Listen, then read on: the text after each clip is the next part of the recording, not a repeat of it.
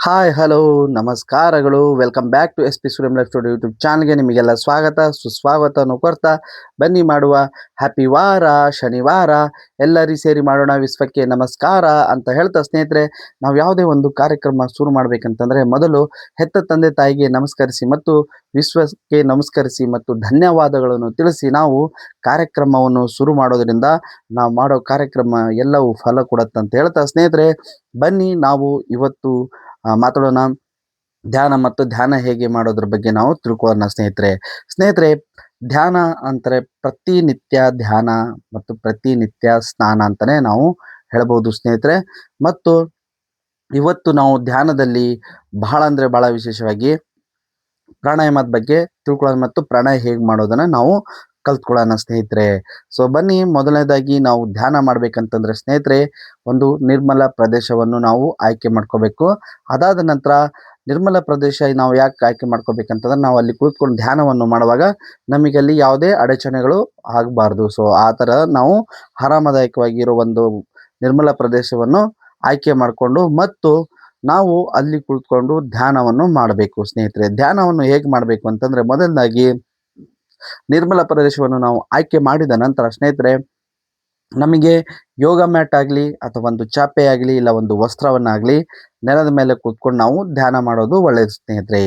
ಯಾಕೆ ನಾವು ಡೈರೆಕ್ಟಾಗಿ ನೆಲದ ಮೇಲೆ ಕೂತ್ಕೋಬಾರ್ದು ಅಂತಂದ್ರೆ ಸ್ನೇಹಿತರೆ, ಅಲ್ಲಿ ನಕಾರಾತ್ಮಕ ಮತ್ತು ಸಕಾರಾತ್ಮಕಗಳು ಶಕ್ತಿಗಳು ಅಲ್ಲಿ ಇರ್ತವೆ. ಸೊ ನಾವು ನೆಲದ ಮೇಲೆ ಕೂತ್ಕೊಳ್ಳೋದ್ರಿಂದ ನಮಗೆ ನಕಾರಾತ್ಮಕ ಅಂದರೆ ಪಾಸಿಟಿವ್ ಮತ್ತು ನೆಗೆಟಿವ್ ಎನರ್ಜಿಗಳೇನಿರ್ತವೆ. ಸೊ ಆ ಥರದಲ್ಲಿ ನಮಗೆ ಪಾಸಿಟಿವ್ ಎನರ್ಜಿ ಸಿಗ್ಬೇಕಂತಂದರೆ ಯೋಗ ಮ್ಯಾಟ್ ಆಗಲಿ ಅಥವಾ ಒಂದು ಚಾಪೆ ಆಗಲಿ ಒಂದು ವಸ್ತ್ರವನ್ನು ನೆಲದ ಮೇಲೆ ಹಾಕೊಂಡು ಅದ್ರ ಮೇಲೆ ಕೂತ್ಕೊಳ್ಳೋದ್ರಿಂದ ನಮಗೆ ಪಾಸಿಟಿವ್ ಎನರ್ಜಿ ನಮಗೆ ಸಿಗತಕ್ಕಂಥದ್ದು ಆಗುತ್ತೆ ಸ್ನೇಹಿತರೆ.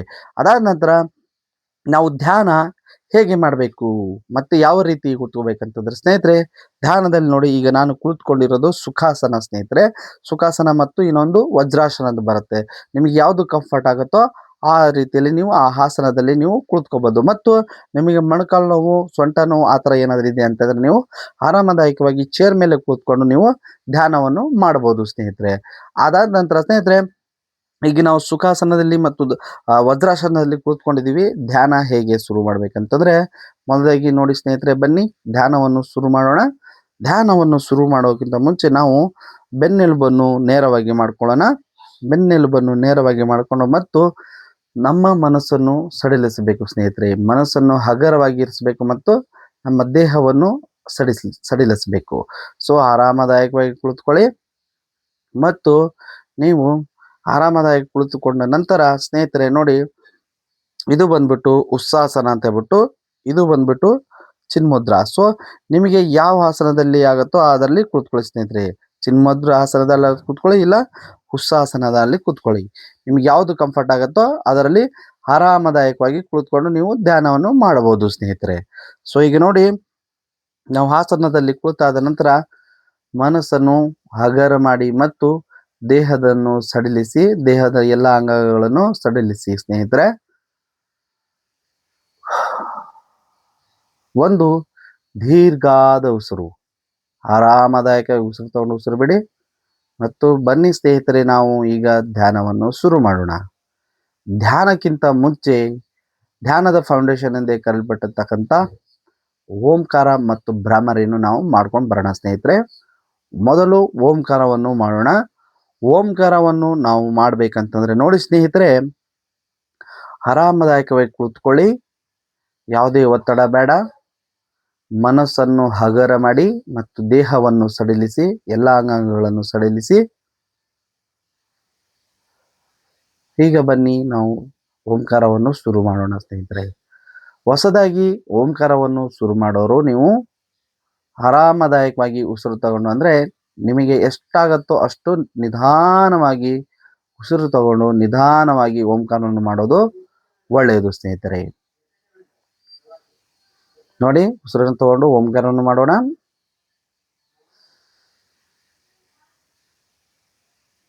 ಓ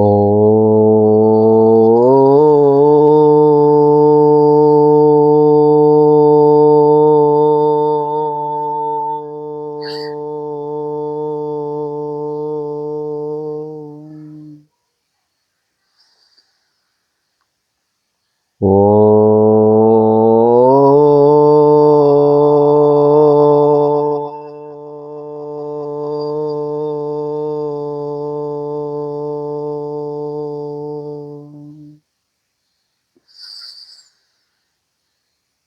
ಓ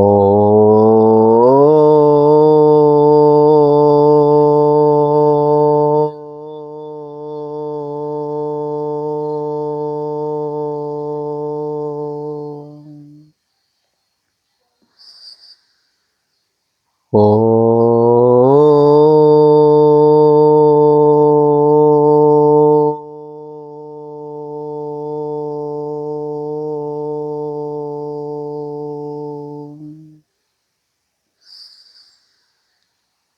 ಓ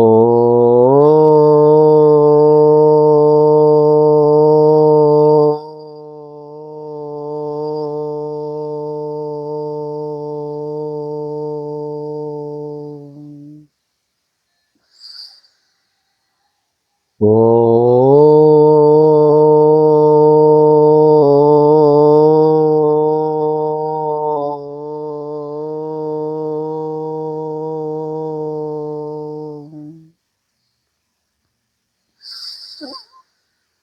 ಓ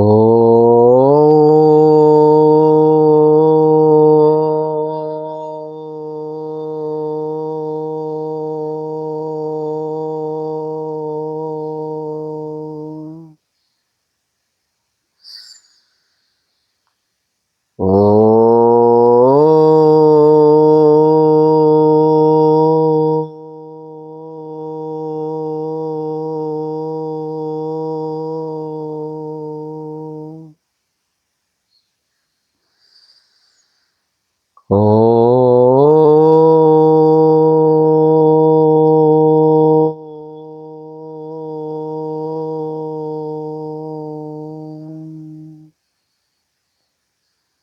ಆದ ನಂತರ ಸ್ನೇಹಿತರೆ, ನೀವು ಹೊಸದಾಗಿ ನೋಡೋರು ಕಣ್ಣನ್ನು ತೆರೆದು ಇನ್ನೊಂದು ಪ್ರಾಣಾಯಾಮವನ್ನು ಬದಲಿಸಿ ಮತ್ತು ನೋಡಿಕೊಂಡು ಕಲಿಯಿರಿ. ಮತ್ತು ನಿರಂತರ ಮಾಡೋರು ಕಣ್ಣು ಮುಚ್ಚಿಕೊಂಡು ಭ್ರಾಮರಿ ಪ್ರಾಣಾಯಾಮವನ್ನು ಮಾಡೋದನ್ನು ಮಾಡೋಣ ಬನ್ನಿ ಸ್ನೇಹಿತರೆ. ನೋಡಿ, ಕೈಯನ್ನು ರಿಲೀಸ್ ಮಾಡಿ, ಎರಡು ಕೈಯನ್ನು ಉಜ್ಜಿಕೊಂಡು ಕಣ್ಣಿನ ರೆಪ್ಪೆಯನ್ನು ಒರೆಸಿ ಆರಾಮದಾಯಕವಾಗಿ ಕಣ್ಣನ್ನು ತೆಗೆಯಿರಿ. ಸ್ನೇಹಿತರೆ, ಇದು ಬಂದ್ಬಿಟ್ಟು ನೀವು ಯಾರು ಹೊಸದಾಗಿ ಶುರು ಮಾಡ್ತಾ ಇದ್ದವರು ಇದ್ದಾರೆ, ನೀವು ಕಲ್ತ್ಕೊಂಡು ಇನ್ನೊಂದು ಪ್ರಾಣಾಯಾಮವನ್ನು ನಾವು ಬದಲಿಸುವಾಗ ಕಣ್ಣು ತೆರೆದು ಮಾಡಬೇಕು. ಮತ್ತು ನಿರಂತರ ಮಾಡೋರು ಹೇಗಿದೆ, ಕಣ್ಣು ಮುಚ್ಕೊಂಡು ಹಾಗೆ ಓಂಕಾರ ಭ್ರಮರಿ ರಿಲ್ಯಾಕ್ಸ್ ಆಗಿ ಒಂದರ ಮೇಲೆ ನಾವು ಕಣ್ಣು ಮುಚ್ಕೊಂಡು ಆರಾಮಾಗಿ ನಾವು ಮಾಡ್ಕೋಬಹುದು ಸ್ನೇಹಿತರೆ. ಈಗ ನಾವು ಓಂಕಾರವನ್ನು ಮಾಡಿದ್ವಿ.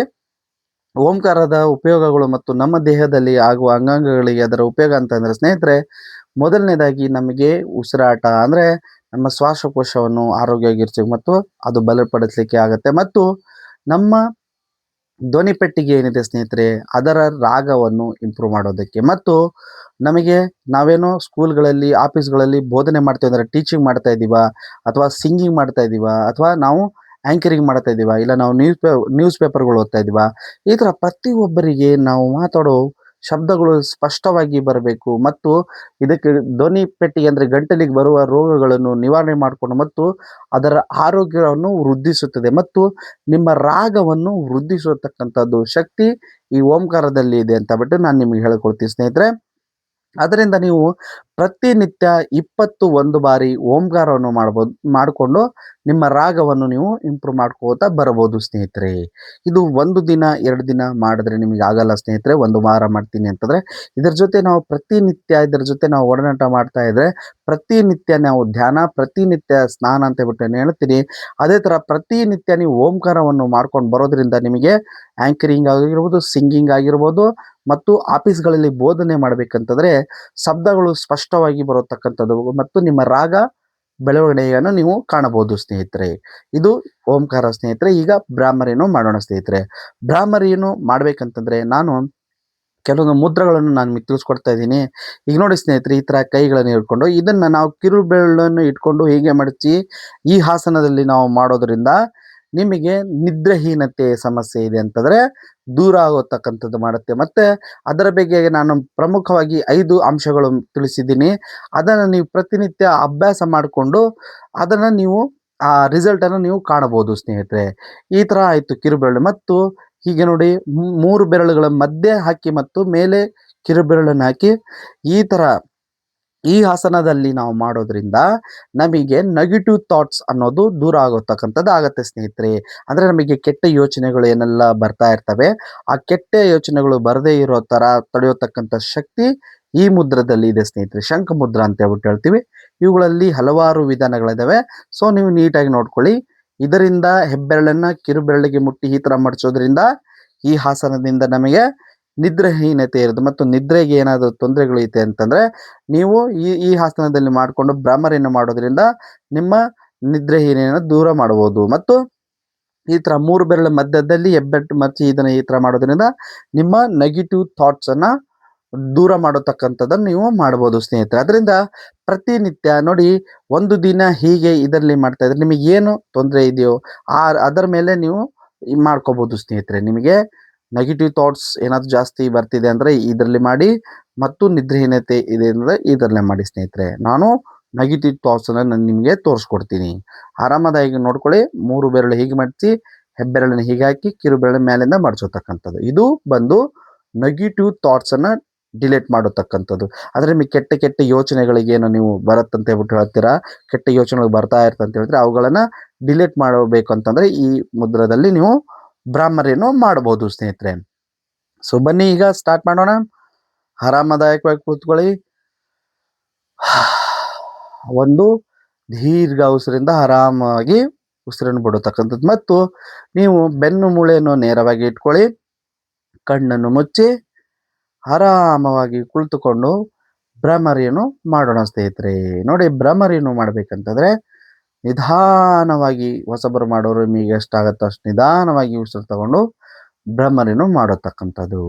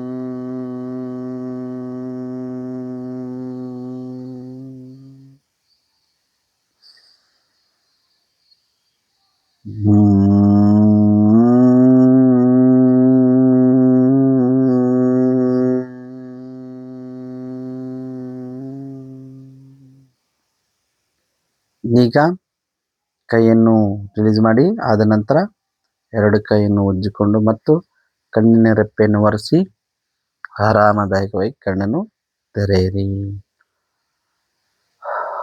ಇದು ಸ್ನೇಹಿತರೆ ಭ್ರಮರಿ ಪ್ರಾಣಾಯಾಮ. ಮತ್ತು ನೋಡಿ, ಇದರಲ್ಲಿ ನಾನು ಈಗ ನಿಮಗೆ ತೋರಿಸ್ಕೊಟ್ಟೆ ಕಿರುಬೆರಳಿಂದ ನಿದ್ರೆಯಿಂದ. ಮತ್ತು ಇನ್ನೊಂದು ಇದರಲ್ಲಿ ಕೂಡ ನೀವು ಇನ್ನೊಂದು ಮಾಡಬಹುದು.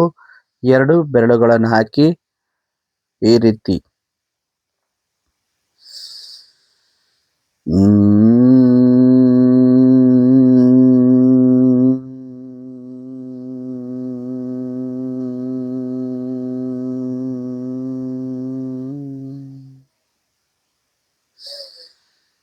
ಈ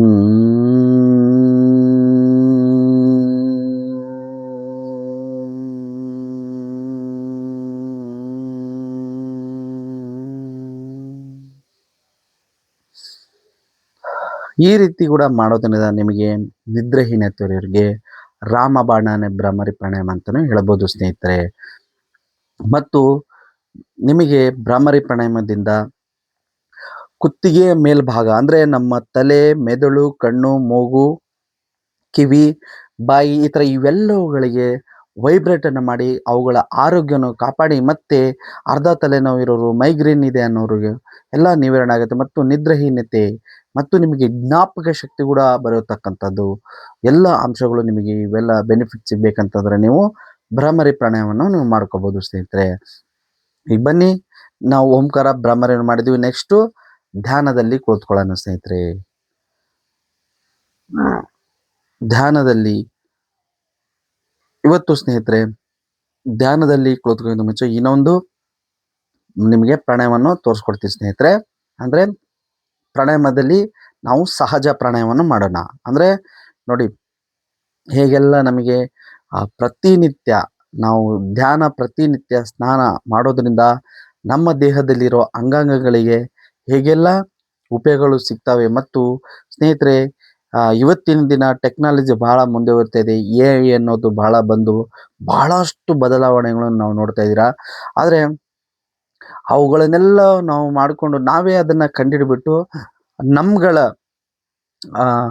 ಏನು ನಮ್ಮ ದೇಹದ ಮೇಲೆ ನಾವು ಆರೋಗ್ಯದ ಬಗ್ಗೆ ನಾವು ಗಮನವನ್ನು ಹರಿಸೋದು ಕಡಿಮೆ ಮಾಡಿಬಿಡ್ತಾ ಇದ್ದೀರಿ ಸ್ನೇಹಿತರೆ ಬರ್ತಾ ಬರ್ತಾ. ಸೊ ಅದರಿಂದ ನಮ್ಮ ಟೆಕ್ನಾಲಜಿ ಹೇಗೆ ಮುಂದುವರಿತಿದೆ ಅದೇ ಥರ ನಮ್ಮ ಆರೋಗ್ಯ ಮತ್ತು ನಮ್ಮ ದೇಹವನ್ನು ಸ್ವಚ್ಛವಾಗಿ ಇಟ್ಕೊಳ್ಳೋದು ನಮ್ಮೆಲ್ಲರೂ ಕರ್ತವ್ಯ ಸ್ನೇಹಿತರೆ. ಯಾಕೆಂತಂದರೆ ನಾವು ಧ್ಯಾನ ಮಾಡೋದ್ರಿಂದ ನಮಗೆ ಸಿಗುವ ಅನುಕೂಲಗಳು ಮತ್ತು ನಮ್ಮ ಆರೋಗ್ಯವನ್ನು ಕಾಪಾಡ್ಕೊಳ್ಳೋದ್ರಿಂದ ಮತ್ತು ನಮ್ಮಗಳ ಜವಾಬ್ದಾರಿని ಹೆಚ್ಚಿಸ್ಕೊಳ್ಳೋದ್ರಿಂದ ಯಾವುದೇ ಕಾಯಿಲೆ ಕಸಗಟ್ಟಿಗಳು ಹತ್ತಿರ ಬರದೇ ಇರತಕ್ಕಂಥದ್ದು ಭಾಳ ಅನುಕೂಲವಾಗುತ್ತೆ ಸ್ನೇಹಿತರೆ. ಸೊ ಅದರಿಂದ ಪ್ರತಿನಿತ್ಯ ನೀವು ಧ್ಯಾನ ಮಾಡಿ ಮತ್ತು ನಿಮ್ಮ ನೆನಪಿನ ಶಕ್ತಿಗಳನ್ನು ನೀವು ಇದನ್ನು ನೀವು ವೃದ್ಧಿ ಮಾಡ್ಕೋಬೋದು. ಮತ್ತು ಇಡೀ ನಾವು ಹೇಳಬೇಕಂತ ಧ್ಯಾನದಿಂದ ನಮ್ಮ ಆಯುಷ್ಯನ್ನು ಕೂಡ ವೃದ್ಧಿ ಮಾಡ್ಬೋದು ಮತ್ತು ನಮ್ಮ ಉಸಿರಾಟದ ಆರೋಗ್ಯನೂ ಕೂಡ ವೃದ್ಧಿ ಮಾಡ್ಬೋದು. ಇದೆಲ್ಲವೂ ಶಕ್ತಿಗಳು ನಿಮಗೆ ಸಿಗಬೇಕಂತಂದರೆ ಪ್ರತಿನಿತ್ಯ ಧ್ಯಾನ, ಪ್ರತಿನಿತ್ಯ ಸ್ನಾನ ಮಾಡಿ ಸ್ನೇಹಿತರೆ ಮತ್ತು ಆನಂದವಾಗಿರಿ ಅಂತ ಹೇಳ್ತಾ ಬನ್ನಿ ನಾವೀಗ ಸಹಜ ಪ್ರಾಣಾಯಾಮವನ್ನು ಮಾಡೋಣ. ಹೀಗೆ ಮುಂದುವರ್ಸೋಣಂತ ಸ್ನೇಹಿತರೆ ಮಾತುಗಳನ್ನು. ಸಹಜ ಪ್ರಾಣಾಯಾಮ ಅಂತಂದರೆ ಸ್ನೇಹಿತರೆ ನೋಡಿ ನಾವು ಸಹಜ ಪ್ರಾಣಾಯಾಮ ಹೇಗೆ ಮಾಡಬೇಕಂತಂದರೆ ಈಗ ನಾವು ಧ್ಯಾನದಲ್ಲಿ ಕುಳಿತುಕೊಂಡಿದ್ದೀವಿ. ನಿಮ್ಗೆ ಯಾವುದು ಕಂಫರ್ಟ್ ಆಗುತ್ತೆ ಅದರಲ್ಲಿ ಕುಳಿತು ಸ್ನೇಹಿತರೆ ನೀವು ಧ್ಯಾನವನ್ನು ಮಾಡುವಾಗ ನಿಮಗೆ ಈ ಆಸನಗಳು ಬಹಳ ಮುಖ್ಯವಾಗುತ್ತೆ. ಯಾಕಂತಂದರೆ ನೀವು 15 ನಿಮಿಷ ಮಾಡ್ತಾಯಿದ್ದೀರೋ 30 ನಿಮಿಷಗಳವರೆಗೂ ಮಾಡ್ತಾಯಿದ್ದೀರೋ ನೀವು ಅಷ್ಟೋರಿಗೆ ಆರಾಮಾಗಿ ಕೂತ್ಕೊಳ್ಳುವಾಗ ನಿಮಗೆ ಕೈ ಕಾಲು ನೋವುಗಳು, ಮಂಡಿ ನೋವುಗಳು, ಸೊಂಟ ನೋವುಗಳು ಬರದೇ ಇರೋತಕ್ಕಂಥದ್ರಲ್ಲಿ ನೀವು ಆರಾಮದಾಯಕವಾಗಿ ಯಾವುದು ಆಸನ ನಿಮಗೆ ಕಂಫರ್ಟ್ ಆಗುತ್ತೋ ಅದರಲ್ಲಿ ಕೂತ್ಕೊಂಡು ನೀವು ಧ್ಯಾನ ಮಾಡೋದು ಬಹಳ ಒಳ್ಳೆಯದು ಸ್ನೇಹಿತರೆ. ಸೊ ಬನ್ನಿ ಈಗ ಸಹಜ ಪ್ರಾಣಾಯಾಮವನ್ನು ನಾವು ಶುರು ಮಾಡೋಣ. ನೋಡಿ ಸ್ನೇಹಿತರೆ ಸಹಜ ಪ್ರಾಣಾಯಾಮವನ್ನು ನಾವು ಮಾಡಬೇಕಂತಂದರೆ ಈಗ ನೋಡಿ ಕೈಯನ್ನು ಇಟ್ಕೊಳ್ಳಿ ಮತ್ತು ಈ ಕೈಯನ್ನು ಈ ಥರ ಮಾಡಿಕೊಂಡು ಇಲ್ಲ ಈ ಕೈಯನ್ನು ಹೀಗೆ ಇಟ್ಕೋಬೋದು. ನೀವು ಯಾವ ಥರ ಕಂಫರ್ಟ್ ಆಗುತ್ತೆ ಆ ಥರ ಇಟ್ಕೊಂಡು ಈಗ ಈ ಕೈಯನ್ನು ಹೀಗೆ ಮಾಡಿ ಮೊದಲನೇದಾಗಿ ಈ 2 ಬೆರಳನ್ನು ಹೀಗೆ ಮಡಚಿ ಮತ್ತು ಇವೆರಡು ಬೆರಳನ್ನು ಹೀಗೆ ಇರಿಸಿ. ಸೊ ಈ ಥರ 2 ಮಧ್ಯ ಬೆರಳನ್ನು ಮಡಚಿ ಮತ್ತು ಹೀಗೆ ಕೈಯನ್ನು ಟರ್ನ್ ಮಾಡಿ ಸ್ನೇಹಿತರೆ. ಸೊ ಕೈಯನ್ನು ಈ ಥರ ಟರ್ನ್ ಮಾಡಿಕೊಂಡು ನಾವೇನು ಮಾಡಬೇಕಂತಂದರೆ ನೋಡಿ ಮೊದಲನೇದಾಗಿ ಬಲ ಮೂಗನ್ನು ಮುಚ್ಚೋಣ. ಬಲ ಮೂಗನ್ನು ಮುಚ್ಚಿ ಸ್ನೇಹಿತರೆ ನಾವು ಈಗ ಬಲ ಮೂಗನ್ನು ಹೀಗೆ ಮುಚ್ಚಿದ್ದೀವಿ. ಅದಾದ ನಂತರ ನಾವು ಎಡ ಮೂಗಿನಿಂದ ನಿಧಾನವಾಗಿ ಉಸಿರನ್ನು ತಗೋಬೇಕು ಸ್ನೇಹಿತರೆ. ಯಾವುದೇ ಆತಂಕ ಬೇಡ, ಒತ್ತಡವನ್ನು ಹೀರ್ಕೋಬೇಡಿ, ನಿಧಾನಾಗಿ ಮತ್ತು ಆರಾಮದಾಯಕವಾಗಿ ಮಾಡಿ ಸ್ನೇಹಿತರೆ. ಮೊದಲು ನಿಮ್ಮ ದೇಹವನ್ನು ಸಡಿಲಿಸಿ ಮತ್ತು ಮನಸ್ಸನ್ನು ಹಗರ ಮಾಡಿ ನಿಧಾನವಾಗಿ ನೀವು ಉಸಿರನ್ನು ತಗೊಳ್ಳತಕ್ಕಂಥದ್ದು ಮಾಡಿ ಸ್ನೇಹಿತರೆ. ನೋಡಿ ಈಗ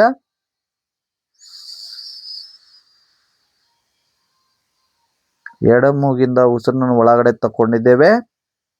ಈಗ ಎಡ ಮೂಗನ್ನು ಮುಚ್ಚಿ ಬಲ ಮೂಗಿನಿಂದ ಉಸಿರನ್ನು ಬಿಡಿ.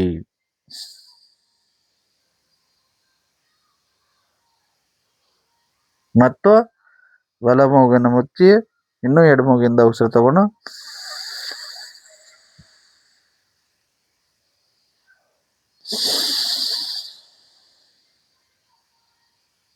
ಹೀಗೆ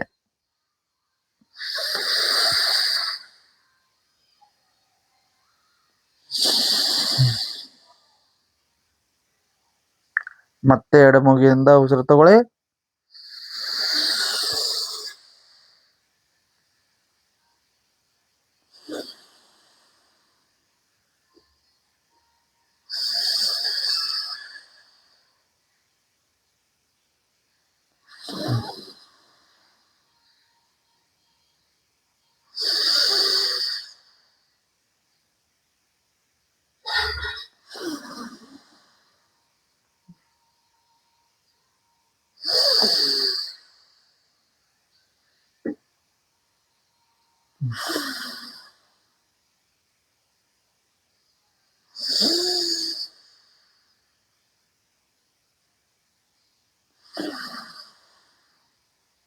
ಈ ತರ ಸ್ನೇಹಿತರೆ, ಇದು ಪ್ರಾಣಾಯಾಮ. ಸ್ನೇಹಿತರೆ,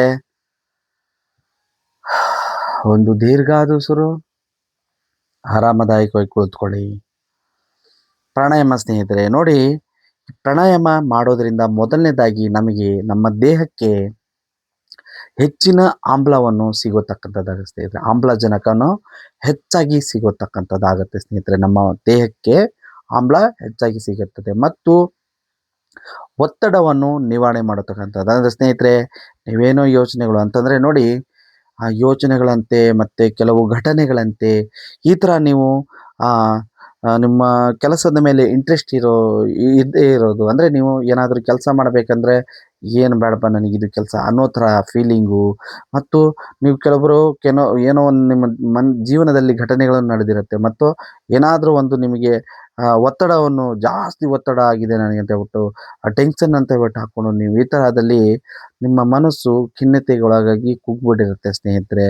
ಸೊ ಇವನ್ನೆಲ್ಲವನ್ನು ಎಷ್ಟೇ ದೊಡ್ಡದು ಯೋಚನೆ ಮತ್ತು ಎಷ್ಟು ದೊಡ್ಡ ಘಟನೆ ನಡೆದರೂ ನಿಮಗೆ ಬೆಟ್ಟದಷ್ಟು ಒತ್ತಡ ನಿಮ್ಮ ಮನಸ್ಸಿನ ಮೇಲೆ ಮತ್ತು ನಿಮ್ಮ ದೇಹದ ಮೇಲೆ ಬೀರಿದೆ ಅಂತಂದರೆ ಸ್ನೇಹಿತರೆ, ಕರ್ಪೂರ ನಾವು ದೇವರ ಮುಂದೆ ಹೇಗೆ ಹಚ್ಚಿ ಆ ಕರ್ಪೂರ ಹತ್ತಿದ ನಂತರ ಅದು ಹೇಗೆ ಕರಗೋಗ್ಬಿಡುತ್ತೆ, ಅದೇ ಥರ ಧ್ಯಾನ ಒಂದು ಬೆಂಕಿ ಥರ ಸ್ನೇಹಿತರೆ.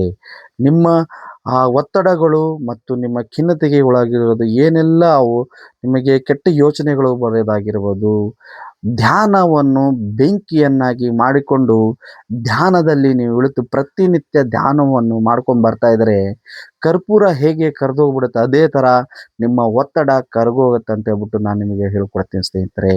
ಅಷ್ಟು ಶಕ್ತಿ ಈ ಧ್ಯಾನದಲ್ಲಿದೆ. ಸೊ ಇದನ್ನು ನೀವು ಪ್ರತಿನಿತ್ಯ ಧ್ಯಾನವನ್ನು ಮಾಡ್ಕೊಂಡು ಬರೋದ್ರಿಂದ ನಿಮ್ಮ ಒತ್ತಡಗಳು ದೂರ ಆಗುತ್ತೆ. ಮತ್ತು ನೋಡಿ, ನಮಗೆ ಮುಖ್ಯವಾಗಿ ಉಸಿರಾಟ ಮತ್ತು ಒಳ್ಳೆಯ ಗಾಳಿ, ಅಂದರೆ ಆಮ್ಲಜನಕ ನಮಗೆ ಒಳ್ಳೆಯದಾಗಿ ಸಿಗಬೇಕು ಮತ್ತು ಹೆಚ್ಚಾಗಿ ಸಿಗಬೇಕಂತಂದರೆ ನಾವು ಪ್ರಾಣಾಯಾಮವನ್ನು ಮಾಡಬೇಕು ಸ್ನೇಹಿತರೆ. ಇನ್ನೊಂದು ಅಂತಂದರೆ ನೋಡಿ ಸ್ನೇಹಿತರೆ, ನಮ್ಮ ಶ್ವಾಸಕೋಶ ನಾವೇನು ಉಸಿರಾಡ್ತೀವಲ್ಲ ಸ್ನೇಹಿತರೆ, ಆ ಶ್ವಾಸಕೋಶವನ್ನು ಶಕ್ತಿಗೊಳಿಸತಕ್ಕಂಥ ಮತ್ತು ಅದನ್ನು ಆರೋಗ್ಯವಾಗಿ ಇಟ್ಕೊಳ್ತಕ್ಕಂಥದ್ದನ್ನು ಶ್ವಾಸಕೋಶನ ಸ್ಟ್ರಾಂಗ್ ಮಾಡುತ್ತೆ ಮತ್ತು ಅದರ ಆರೋಗ್ಯವನ್ನು ಕಾಪಾಡತಕ್ಕಂಥದ್ದು ಪ್ರಾಣಾಯಾಮ ಮಾಡುತ್ತೆ ಸ್ನೇಹಿತರೆ. ಮತ್ತು ಪ್ರಾಣಾಯಾಮದಿಂದ ಏಕಾಗ್ರತೆ, ಅಂದರೆ ಸ್ನೇಹಿತರೆ ನೋಡಿ, ನಾವು ಯಾವುದೇ ಒಂದು ಕೆಲಸ ಮಾಡಬೇಕಂತಂದ್ರೆ ನಮಗೆ ಏಕಾಗ್ರತೆ ಬಹಳ ಮುಖ್ಯವಾಗುತ್ತೆ. ಸೊ ಅದರಿಂದ ಏಕಾಗ್ರತೆ ಕೂಡ ಸಿಗಬೇಕಂತಂದ್ರೆ ನೀವು ಪ್ರಾಣಾಯಾಮವನ್ನು ಮಾಡ್ಕೋಬೇಕು. ಮತ್ತು ಜ್ಞಾಪಕ ಶಕ್ತಿ ನೋಡಿ ಸ್ನೇಹಿತರೆ, ಇಲ್ಲೇ ನಾವು ಒನ್ ಬೈ ನಾವು ಮಾಡ್ತಾ ಬರ್ತಾ ಇದ್ದೆ ಅಂದರೆ ಜ್ಞಾಪಕ ಶಕ್ತಿಯನ್ನು ನಾವು ಪಡ್ಕೋಬೋದು, ಒಳ್ಳೆಯ ಆಮ್ಲಜನಕ ಮತ್ತು ಶ್ವಾಸಕೋಶದ ಆರೋಗ್ಯ ಮತ್ತು ನಮ್ಮ ದೇಹಕ್ಕೆ ಸ್ನೇಹಿತರೆ ಹೊಸ ಚೈತನ್ಯ. ಅಂದರೆ ನೋಡಿ, ನಾವು ಪ್ರಾಣಾಯಾಮ ಮಾಡೋ ಧ್ಯಾನ ಮಾಡೋ ಆ ಇಡೀ ದಿನ ನೀವು ಸ್ನೇಹಿತರೆ, ನಾ ಹೇಳೋಕ್ಕಿಂತ ನೀವು ಧ್ಯಾನವನ್ನು ಶುರು ಮಾಡಿ ಆ ದಿನವನ್ನು ನೀವು ನೋಡಿದ್ರೆ ನೀವೇ ಅನುಭವಿಸ್ತೀರ ಸ್ನೇಹಿತರೆ, ಹೇಗಿತ್ತು ಈ ದಿನ ಅಂತ ಹೇಳ್ಬಿಟ್ಟು. ಸೊ ಹೊಸ ಚೈತನ್ಯ ಬರಬೇಕು, ಆ ಇಡೀ ದಿನ ಸಂತೋಷವಾಗಿ ಇರಬೇಕಂತಂದರೆ ಪ್ರತಿನಿತ್ಯ 15ರಿಂದ 30 ನಿಮಿಷದವರೆಗೆ ನೀವು ಧ್ಯಾನ ಮಾಡೋದ್ರಿಂದ ನೀವು ಆರಾಮಾಗಿ ಇರಬಹುದು ಸ್ನೇಹಿತರೆ. ಸೊ ಬನ್ನಿ, ಈಗ ನಾವು ಪ್ರಾಣಾಯಾಮವನ್ನು ಮಾಡಿದ್ದೀವಿ ಮತ್ತು ಈಗ ನಾವು ಧ್ಯಾನವನ್ನು ಮಾಡೋಣ. ಸೊ ಧ್ಯಾನವನ್ನು ಮಾಡಬೇಕಂದ್ರೆ ಆರಾಮದಾಯಕವಾಗಿ ಕುಳಿತುಕೊಳ್ಳಿ ಮತ್ತು ನೀವು ಯಾವುದು ಅನುಕೂಲ ಆಗುತ್ತೋ ಚಿನ್ಮುದ್ರಾ ಅಥವಾ ಉತ್ಸಾಸನದಲ್ಲಿ ಕೂತ್ಕೊಳ್ಳಿ ಸ್ನೇಹಿತರೆ. ಮತ್ತು ಈಗ ನಾವು ಧ್ಯಾನವನ್ನು ಮಾಡೋಣ ಬನ್ನಿ.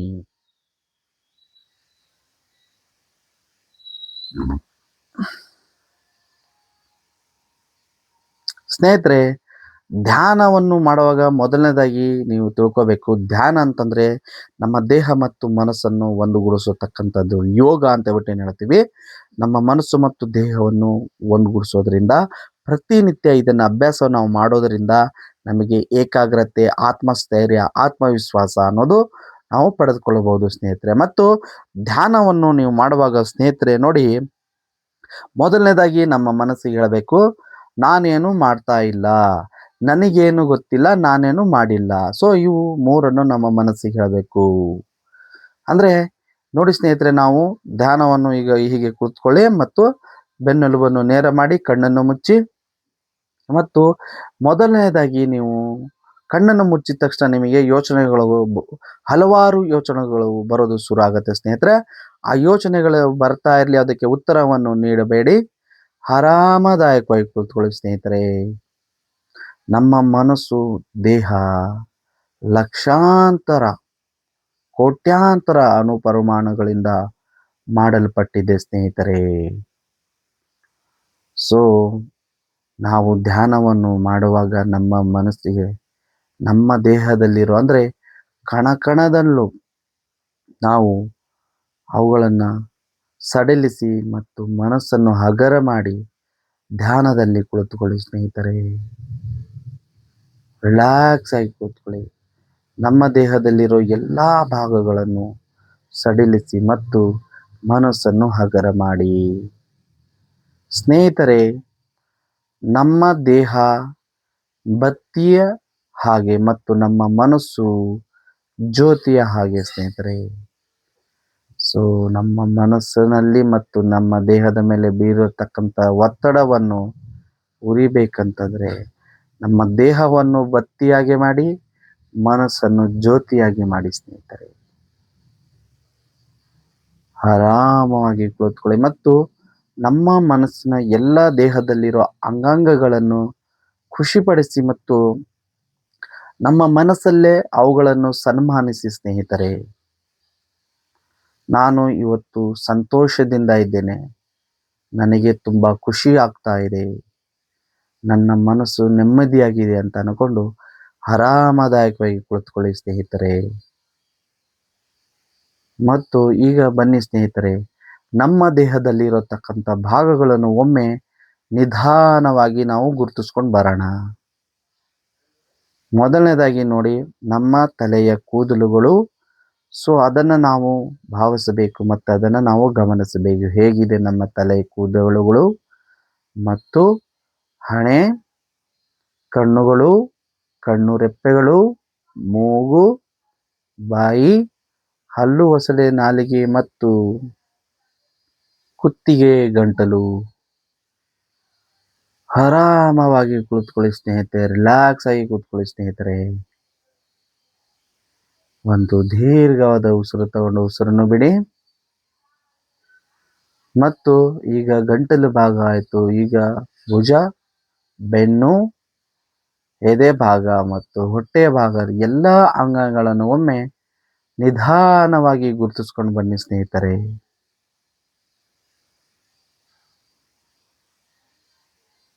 ಸೊಂಟ ಭಾಗ ಆದ ನಂತರ ತೊಡೆ, ತೊಡೆ ಭಾಗ, ಮೊಣಕಾಲು, ಕಾಲು, ಕಾಲು ಬೆರಳುಗಳು, ಕಾಲು ಪಾದ, ಈ ತರ ಕೈ, ಕೈ ಬೆರಳುಗಳು, ಕೈ ಪಾದ, ಇದೇ ತರ ಎಲ್ಲವನ್ನು ನಿಧಾನವಾಗಿ ಒಂದೊಂದಾಗಿ ಗುರುತಿಸ್ಕೊಂಡು ಬನ್ನಿ ಸ್ನೇಹಿತರೆ.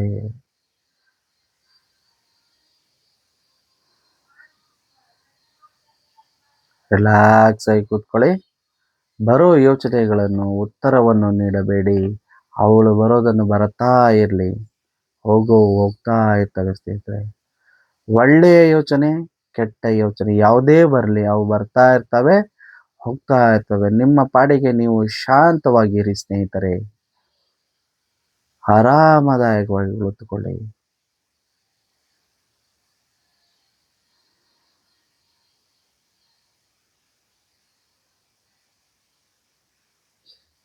ಈಗ ಸ್ನೇಹಿತರೆ, ನಮ್ಮ ಮೂಗಿನ ಉಸಿರಾಟವನ್ನು ಗಮನಿಸಿ. ನಮ್ಮ ಮೂಗು ಈಗ ನಿಧಾನವಾಗಿ ಉಸಿರಾಡ್ತಾ ಇದೆ.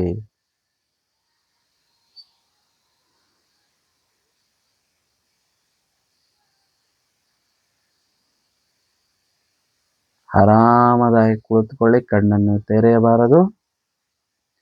ರಿಲ್ಯಾಕ್ಸ್ ಆಗಿ ಕೂತ್ಕೊಳ್ಳಿ.